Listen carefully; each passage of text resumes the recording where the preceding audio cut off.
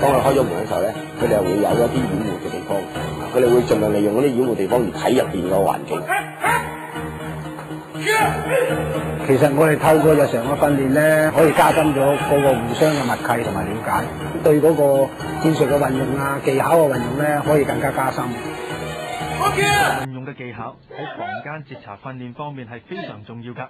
目的就係喺行動入邊，往往需要截查一啲在逃嫌疑或者恐怖分子，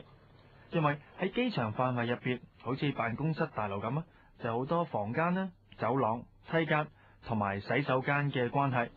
所以隊員喺面對危險嘅情況之下，點樣好有默契咁樣去到部署同埋推進係好重要㗎。